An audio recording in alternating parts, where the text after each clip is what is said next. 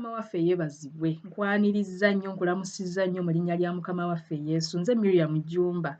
Akaseko kano koolaba ssanyu bannange. Njagala kutegeeza nti Mukama amanyi Uganda, Mukama amanyi bannayuganda, Mukama amanyi ekkanisa ye.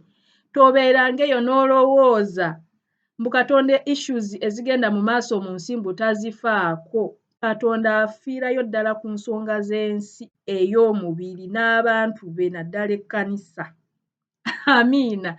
Era nze ndi musanyufu nnyo Mukama awulira essaala z'ekkanisa, awulira essaala z'Abannayuganda. Ekiro ekikeesezza leero ndowooza zibadde ssaawa nga 10. Mukama ayogedde nange.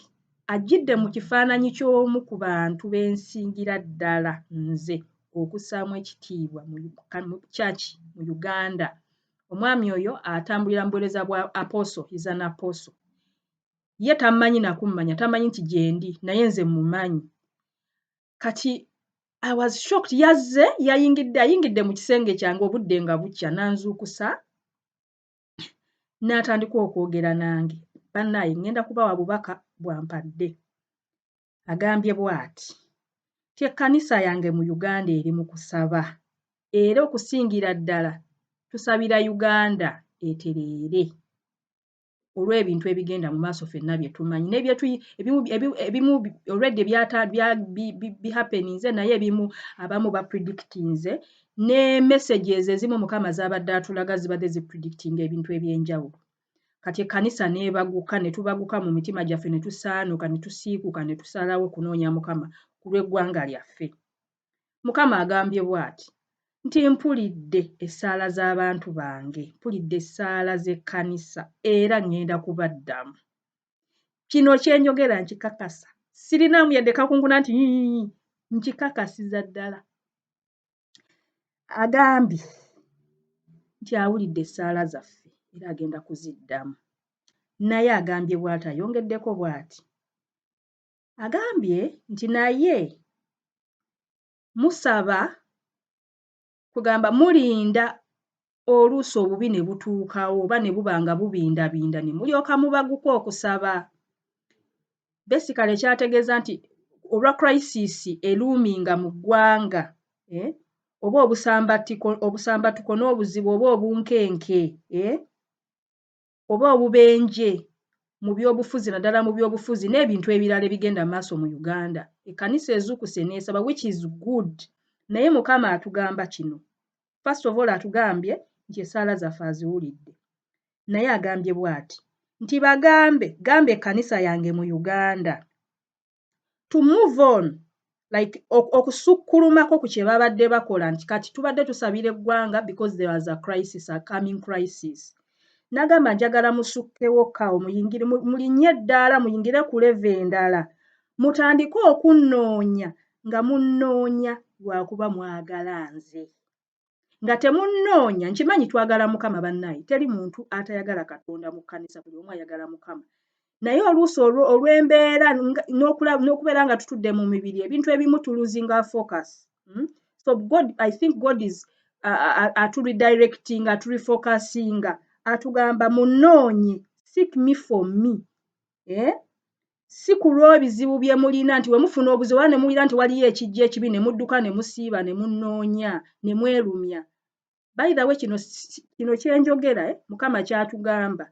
Obviously waliyo abantu abamu ye ng'anoonya Mukama nga tamunoonyaako kintu gye bali. But I think largely Mukama ffenna ayagala tutuuke ku level eyo nga tetukyamunoonya, nga tomunoonya lwakuba tolina mulimu, tokyamunoonya lwakuba oba omwami akugobye oba omukyala akugobye, oba tomunoonya lwa bufumbo oba lw'abaana oba lwakuba oyagala kuwona, ng'omunoonya kubanga omwagala.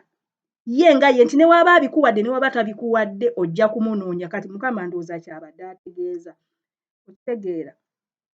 N'agamba kankisome mu Luzungu. Tell my church to seek me for me, not because of their problems. I want them to seek me because baagala kummanya, because they want to know me, kubanga baagala kuŋŋondera, because they want to obey me, baagala kukyusibwa. They want to be transformed into my likeness. Amen. Baagala kujjuzibwa. Nti seek me because you want to be filled by me. ti njagala munsabe nze mbajjule. They should seek me because they want me in their midst. Tukitegeera nti Mukama atuyita atugamba kale musabidde eggwanga kirungi n'olw'okusiibira ekkanisa olw'ebutali butuukirivu na biki byonna, naye he's calling us okugendako further, tulinnye ebyo byonna abimanyi birungi, naye ate ayagala tugende ku ddaala eddala. Amiina. So atugamba ayagala tumunoonye because we want to be immersed in him. Twenyikire mu ye atunyikire. Kugamba ekkanisa tutobe Mukama waffe, tutobe okubeerawo kwe nga tetumunoonyako bino bintu. Amiina. Sigambye nti okusaba ekintu eky'omubiri kibi, nedda, naye atugamba muveeko ku ddaali eryo, go further. Alinganga agamba nga bw'onoogamba nti gendako ebuziba osuleko omugonjo oba akatimbako ebuziba ofuneyo ekyennyanja ekinene. Amiina. N'agamba nti if they do, bwe bananoonya nga nze, nga banoonya nze nga tebalina kye banoonyako kirala like bye nnyinza okubawa, naye nga baagala nze nga nze Katonda waabwe. Ebyo bwonna obutali butuukirivu bwe mubadde mulaba mu kkanisa n'emivuyovuyo n'ebintu byonna ebibadde bigenda mu maaso, byonna bigenda kuvaawo. Amiina. Bw'ati bw'agambye point ey'okusatu nze gye nootinze. Agambye bw'ati. In fact, anjulizza video I could not believe nti Mukama ebintu bye nteeka ku YouTube noticing. I didn't know. That's why I'm like shocked. I'm like, okay, he even notices that I do this and this. Nangamba wapostinze video eyogera ku ensula ey'obulamu ku YouTube. Nangamba you talked about that video. Yapostinze eyogera Fountain of Life. Nannyinnyonnyola kye yali ategeeza.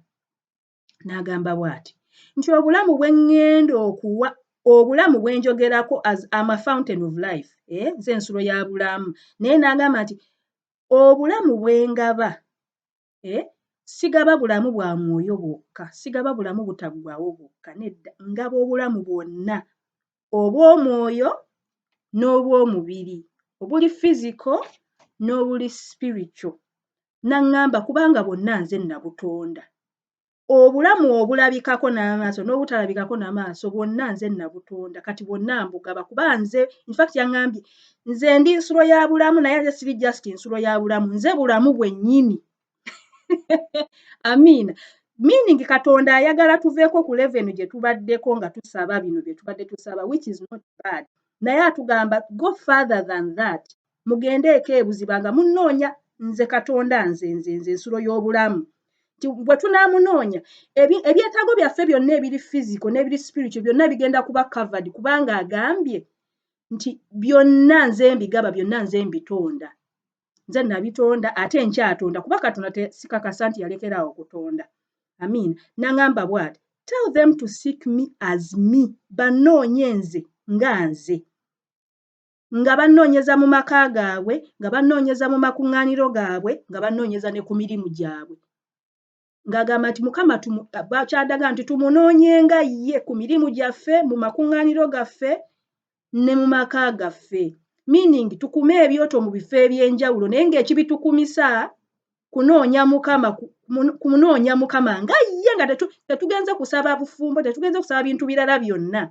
Sigambye nti bibi era nkakasa Mukama nga bwenkyogedde in the beginning nti essaala ezo zonna aziwulidde era agenda kuziddamu. Naye agamba let's go further.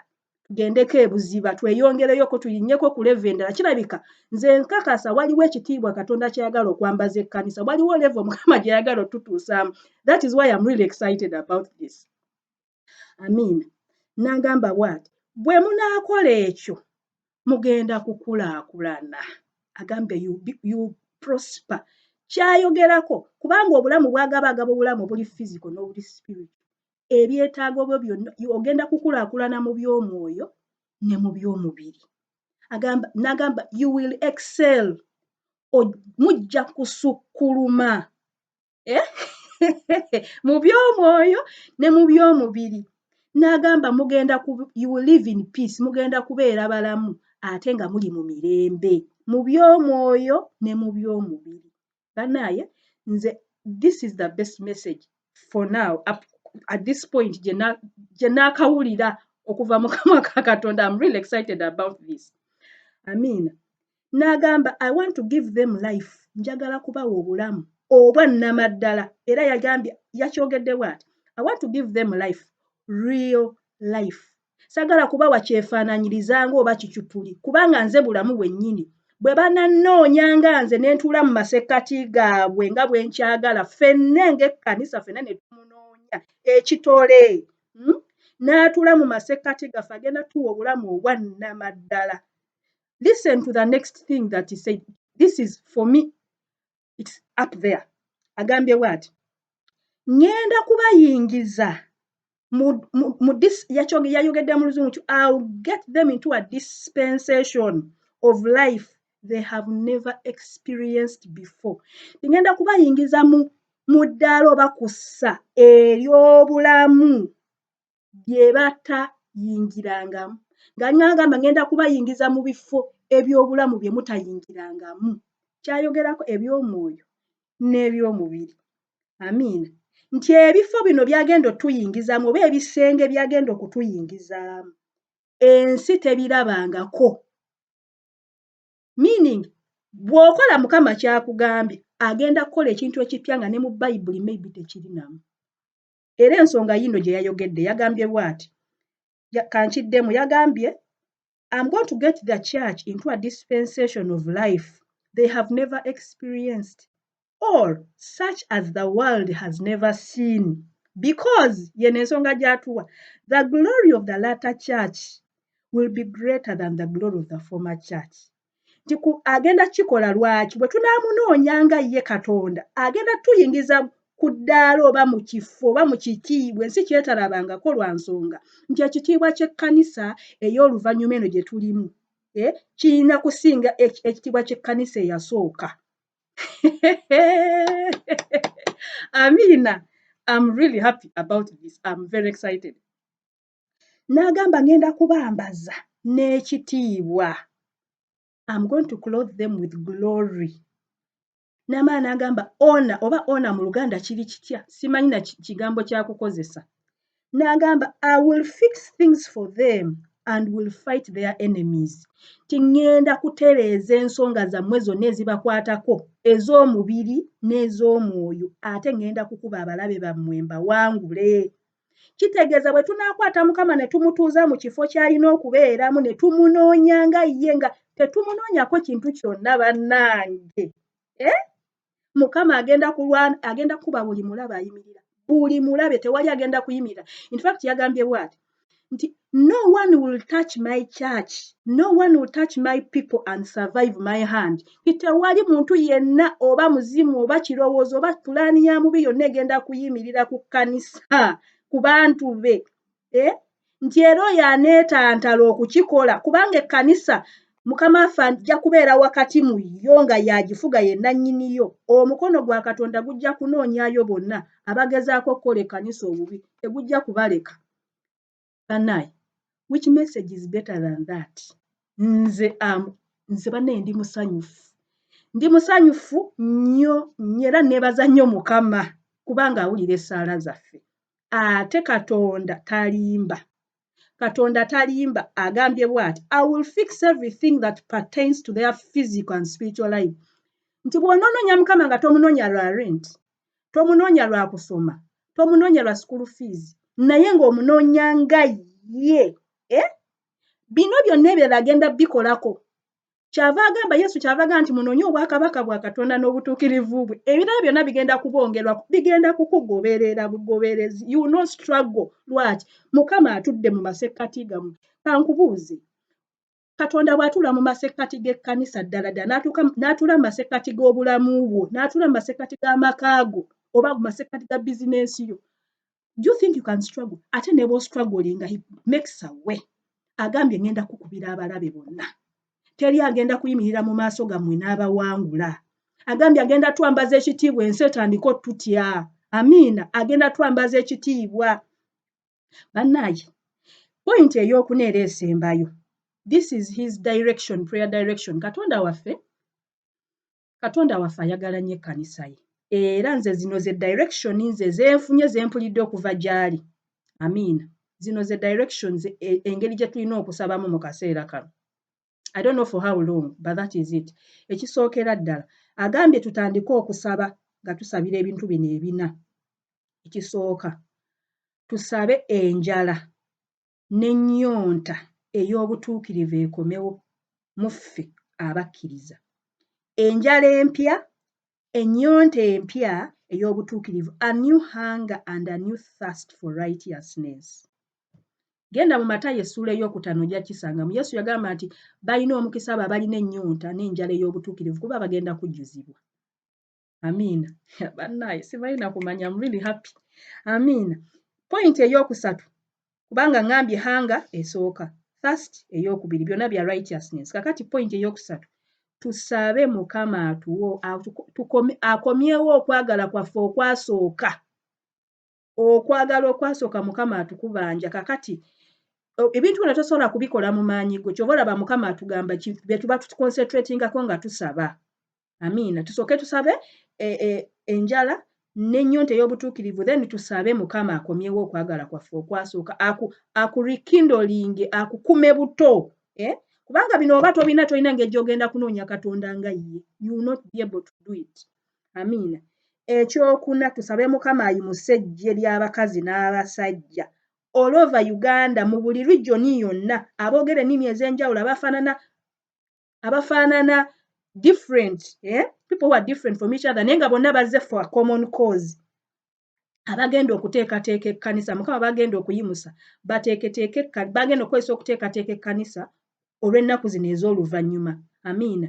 Mukama ayagala kutuyooyoota ng'ekkanisa. Mukama ayagala tutuukiriza. Mukama ayagala tuyingiza mu biro byaffe. Alina eddaala ly'ayagala kugamba. He wants us to raise the standard. Tuve wano we tubadde ntusaba Mukama fixing eggwanga lyaffe. Crisis eyo tulekerawo kwegala okusaba kuno kwa crisis tukuleke. Kubanga kati level ayagala Mukama tuyimuke. Kwegala level ayagala tugiyimuse tuyimuse omutindo tugende awalala. Ateekwa okuba alina ekiro ekirala ky'ayagala otubikka, but we are not ready for it. Amin. Sigambye nti buli asaba essaawa zino mu kkanisa abadde asaba bintu nedda. Basically Mukama nze ndowooza kyalaba nti abasinga obungi ku ffe, kubanga ffenna ayagala tukwatire wamu tukole ekintu kyekimu, kuba ffenna ayagala tukolera. Amiina. So bw'oba obadde tokikola, bw'oba obadde tonoonya Katonda nga ye, ng'embeera emala kukuba n'olokozibwa nga kangende nnoonye Mukama. Mukama akuyita, Mukama ayita ebibiina, ayita families, ayita individuals, tuddemu tumunoonye nga bw'ali. Ebisuubizo bya Mukama. Bannange, simanyi ng'ejja kinnyonnyola naye nze ndi musanyufu. Neebaza nnyo Mukama nnyo nga nkisabira nga neenyweza mu bigambo ebyo. Amiina. Bannange nsaba Mukama akuwa omukisa. Jjukira Munnayuganda, jjukira kanisa ya Kristo mu Uganda. Mukama ayagala tuve ku kye tubaddeko, level gye tubaddeko. Ayagala turaisinge. Kubanga ateekwa okuba alina ekitiibwa kyayagala otukola ki? Okutuwambaza. Naye tetunnabeera ready. Kati Mukama atugamba njagala ntuule wakati mu mmwe. Njagala munnoonye nga mwagala kummanya, mwagala kuntegeera, mwagala kunfaanana, mwagala kutukuzibwa, mwagala kutuukirira mu nze.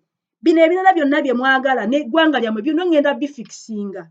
Amiina. But urgently nkimanyi abantu abasinga babadde basabira ggwanga. Mukama agambye essaala zaffe aziwulidde era agenda kuziddamu. Banne Mukama akuwa omukisa, tambuza obubaka buno yonna gy'osobola okubutuusa. Mukole buli omu mu famire yo ku mulimu gwo ne mu congregation bonna b'onoosobola. Mukole ku kintu kino, Mukama abawe omukisa. Bye bye.